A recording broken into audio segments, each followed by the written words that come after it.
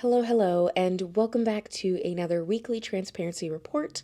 This is technically volume 30, even though this is only the second time I am doing one for YouTube, but that's okay. I've been doing this for about 7 to 8 months. The goal of my weekly transparency report is not to gossip or focus on negativity, but on the flip side, it's not a place to give into toxic positivity and pretend that we are fine when we are not. There's so much that happens in a week.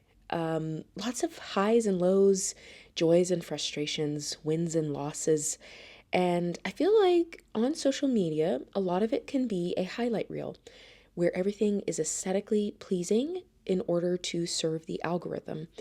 And social media has become a lot of a sort of pay to play. And I think on some level, like, we're not going to be able to change that. On another level, I think there are ways that we can quietly infuse a little bit of authenticity, vulnerability, transparency. And so I started doing this about 7 or 8 months ago on my Instagram, and people just love these, which is funny to me because they're so silly. It can be as simple as, hey, I learned a new game, to, oh my gosh, I did something really stupid this week and I feel really embarrassed by it. So it's just to show a range of human emotion in a week that is honest and not trying to be anything else. And last week I did my weekly transparency report and I did like it, but I feel like it was still a little bit too clean for my taste. I really want to focus on them being very low key, really trying to stay away from like editing them a bunch and trying to find that balance here on YouTube. So, welcome back to volume 30. I think this week, one of the things I wanted to focus on talking to you all about. You can see my weekly transparency report over on my Instagram if you want to flip through those slides. I'll also put it on the community tab. But I think something that really stood out to me this week was realizing that I'm really proud. I'm really proud of where I'm at. I'm really proud of the art that I'm making. I'm really proud of the content that I'm making.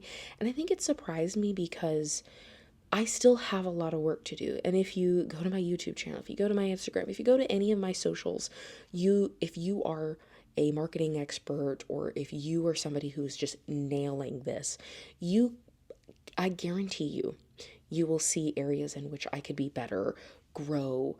My aesthetic isn't right. My wording isn't quite right. There are ways in which I see the areas I can grow, expand a little further, get better, improve. And yet, in the midst of all that, in the midst of my level up, I'm actually really proud of what I'm making. Everything that I'm putting out, whether it's writing, I'm writing a fantasy duology. I'm really proud of that. I know it still needs work, but I'm really proud of it and I love it. These YouTube videos, I know all of the areas. I've watched so many YouTube videos. I know all the areas I need to improve, and yet the videos that I'm creating, I really love. I really love them. I think they're fun. I re-listen to them.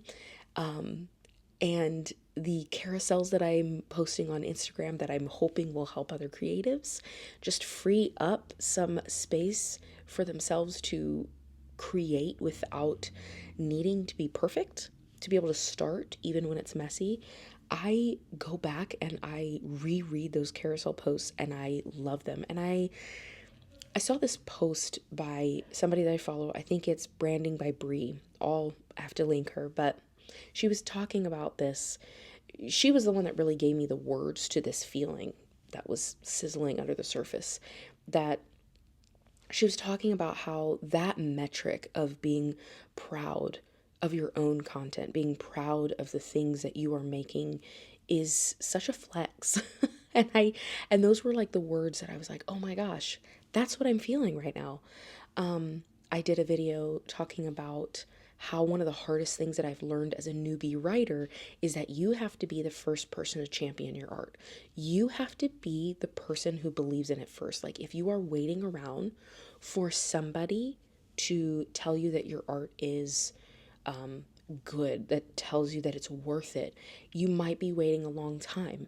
And the way you get through all of those mindsets that are pressuring you to give up is by continuing to move through and to believe in it now before it's where you want it to be. I think that there's something really beneficial to just loving what you have created right now. Even if you know, I already know I've got 4 or 5 more drafts that I have to go through for this fantasy duology, for the first one, okay? And then I have probably 8 to 10 more on the second one. Fully aware of that. And yet I'm really proud of it now. On my YouTube channel, I'm fully aware I need to figure out color grading and using LUTs properly and all of the framing and all the techniques and the wording and the scripting and I have all of this work to do, and yet I really like the videos that I make. I go back, I kid you not, probably half the views on these YouTube videos are me going back, watching them. Part for critiquing and seeing where I could get better. On the other hand, there's a part of me that's just like, ooh, I really liked how I said that. Oh my gosh, I'm really proud of myself. And I think I grew up in I grew up always thinking that being proud of what you've created, even before it's like maybe ready, maybe even before it's camera ready, but that was just very prideful, and you need to be very humble, to a point of like false humility.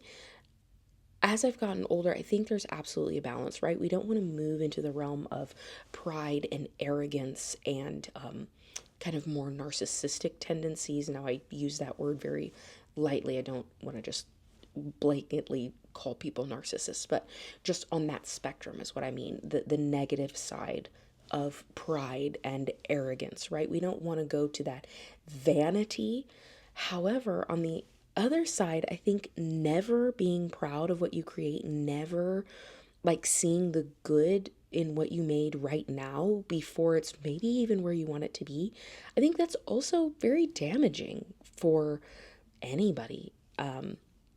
There's a balance, and in my life I don't always get it right, but this week I started realizing I think I've found a really good balance for this season, that I have these goals, these dreams, these visions, these places I want to go, and I'm in that messy middle, right? I'm in the middle. I have crossed the beginning line, but I haven't crossed the finish line. I'm significantly further down the road from just starting. So like I have some experience under my belt. However, the path to the finish line is still kind of far out. And I found this really good balance here in the messy middle of where I'm really just loving it. I have fallen in love with my creative process. I have fallen in love with my own art, my own creation, and I'm proud of that, because this is something I like to say a lot to people is you are your first audience, right? Especially with creative things. You know, the thing that sparked your imagination, the thing that sparked your creativity was you being excited about something, you being inspired, you saw something beautiful, you saw this vision of something in your mind. So you should be your first audience member. You should be the first one saying, "Oh my gosh, yes." You should be the first one cheering yourself on. Because I think if you're waiting for somebody else to do it, especially in the beginning season, it can be real quiet. It can be real quiet. So you're going to have to be your own cheerleader for a while sometimes. I feel like I've been my own cheerleader for a while. Now I have a very small group of supporters, but you know, to get that initial inertia, if you will, movement forward, you're going to have to be the person championing your own art for a while before other people do. And I don't think that's necessarily a bad thing. I think it's something that is helpful to the creative process, but it doesn't mean that it's not difficult, and it doesn't mean that it doesn't bring a lot of resistance. So, I don't know, this week I feel very proud of that level of growth. Like I said, I don't always do it perfectly, but I feel like I've finally kind of struck that balance of challenging myself and not just being like, this is fine. But then on the other hand, also recognizing that I'm really happy with what I'm making right now. I hope that's encouraging to you, and I guess I will see you next week for another weekly transparency report. Like this video if you liked it, I guess. Subscribe and stick around. I think we have a lot of fun around these parts. Have a great week. Bye, friend.